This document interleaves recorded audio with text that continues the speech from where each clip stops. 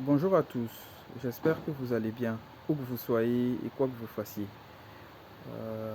Nous sommes très contents de commencer la semaine avec vous, toujours avec des thématiques sur le monde professionnel, l'entrepreneuriat et même souvent des démarches de développement personnel dans le cadre professionnel. Alors, j'ai envie d'aborder une thématique très importante. C'est la thématique finalement de la divergence et de la dissidence. Pourquoi je dis ça? Euh, Quand je constate euh, les phénomènes socio-professionnels, éco-professionnels, je me rends compte que nous, les entrepreneurs, nous sommes en fait des personnes très isolées qui subissent une solitude très profonde. Car nous sommes des fois pas très compris par nos familles, nous sommes très peu compris des fois par notre sphère euh, professionnelle, notre sphère économique, tout simplement parce qu'on a peur de nous. J'assistais la dernière fois à un événement où ce constat a été clairement énoncé en fait. Pourtant, les gens entreprennent de plus en plus parce que le monde professionnel n'arrive pas à tenir toutes ses promesses. Par exemple, en licence, vous êtes plusieurs centaines d'étudiants. Plus vous avancez, vous allez avoir la licence. Cet effectif va être réduit limite de moitié, voire plus. Et au master, il sera encore plus réduit. Mais n'empêche que quand vous allez finir le master et que vous allez être diplômé, vous êtes nombreux à rechercher du boulot. Ce qui veut dire que des fois, pour un poste, on va se retrouver avec des centaines de candidats. À force, cela décourage. Ça pousse certains à se reconvertir, ça pousse d'autres à entreprendre. Et souvent, dans ce cadre-là, les gens rentrent dans l'entrepreneuriat. Et quand ils rentrent dans l'entrepreneuriat, ils n'ont pas forcément laissé tomber leurs rêves de chercher également à acquérir des compétences dans le monde professionnel en tant que salarié. Car entreprendre demande des fonds qu'on n'a pas des fois, mais on est obligé de se lancer. Et lorsqu'on va faire un CV ou se présenter lors d'un entretien, on nous oblige à justifier notre absence dans le monde professionnel. Ce monde professionnel même des fois qui ne nous a pas donné la chance de prouver notre valeur.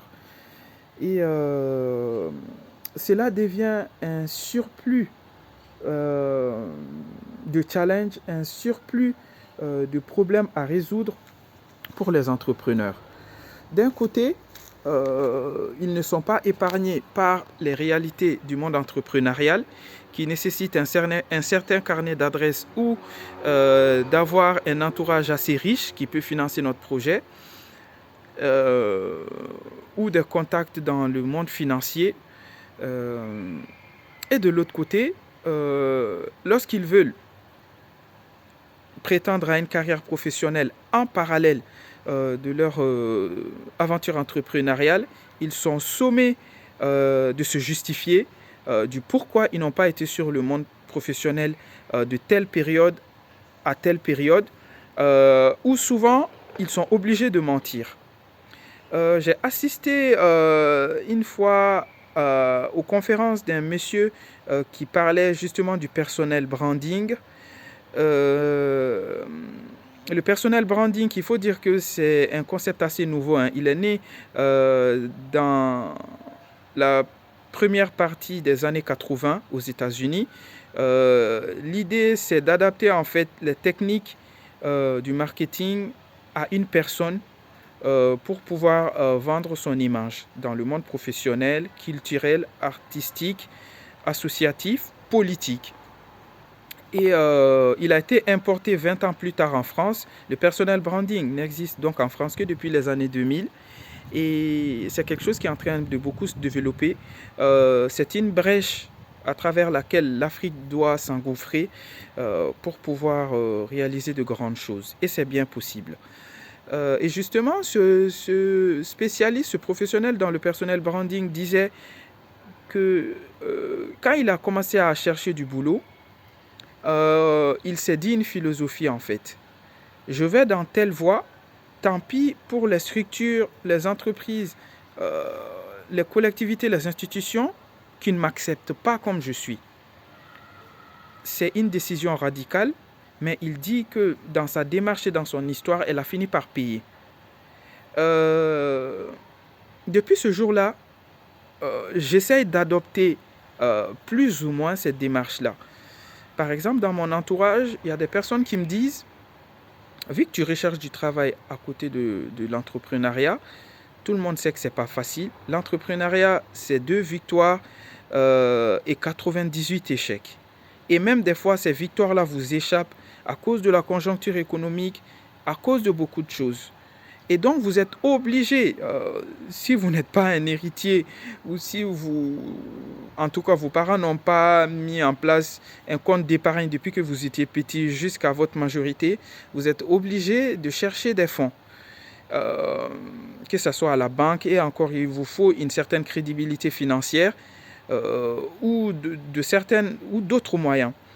Et là, lorsque vous essayez d'aller sur le marché du travail pour valoriser vos compétences, parce que vous avez de la compétence, souvent dans votre entourage, on vous dit travestis tes réalités, mens que tu as travaillé. Euh, le mensonge, c'est facile. Je ne suis pas là pour juger qui que ce soit. Mais est-ce que ça vaut tout cela? Est-ce qu'on est obligé, finalement, comme l'a dit ce monsieur, de travestir sa réalité, ses propres souffrances pour pouvoir avoir un travail? Vous me direz oui, parce qu'à un moment donné, la famille ne va pas vous soutenir tout le temps. Et à un moment donné, il va falloir s'élever parce qu'on est dans un monde qui n'est pas parfait. Mais c'est une problématique qui mérite d'être posée et qui mérite une réflexion collective et individuelle dans le cadre duquel chacun va apporter une réponse finalement qui va compléter celle des autres. Être entrepreneur, c'est pas facile, mais de l'autre côté, le marché du travail ne vous donne pas euh, toutes les chances ou toute la lumière dont vous avez besoin. C'est un peu comme le cas de l'immigration clandestine. Rester au pays, c'est pas évident parce que dès votre naissance, vous êtes cantonné dans une trajectoire qui fera que vous ne serez rien jusqu'à la fin de vos vies, à moins d'un miracle, car on ne va pas dire que l'ascenseur social est cassé, hein. Il n'y a même pas d'ascenseur. Disons-nous la vérité. Et de l'autre côté, il faut braver la nature, la mort pour venir en Europe, mais pour trouver quoi? Un Eldorado en ruine. Que faut-il faire? Et bien finalement, la jeunesse est dans ce cadre-là en fait. Avoir fait des études, ça nous place dans une situation où il y a euh, l'avenir qui se rétrécit, l'ascenseur social euh, commence à tomber en ruine, on va dire, et de l'autre côté, cette immigration imaginaire vers le monde entrepreneurial n'est pas de tout repos et n'est pas évident. Et de surcroît, plus tard, le monde professionnel a peur de vous parce qu'apparemment, vous affichez CEO de votre entreprise, directeur de votre entreprise, créateur de votre entreprise. Alors que le temps que vous avez investi dans le monde entrepreneurial vous a appris énormément de choses. Déjà à aller plus vite, à développer des mécanismes, à mettre en place des process, à être plus rapide dans la réflexion, dans l'action et dans même la gestion du quotidien dans une entreprise. Mais de l'autre côté, on a peur de vous. On vous dit, vous n'avez pas été sur le monde du travail sur telle ou telle période. Pourquoi vous êtes entrepreneur et vous venez chercher du travail? C'est autant de questions qu'il faut se poser et auxquelles il faut répondre. Je vous souhaite une bonne journée sur ce et à très bientôt.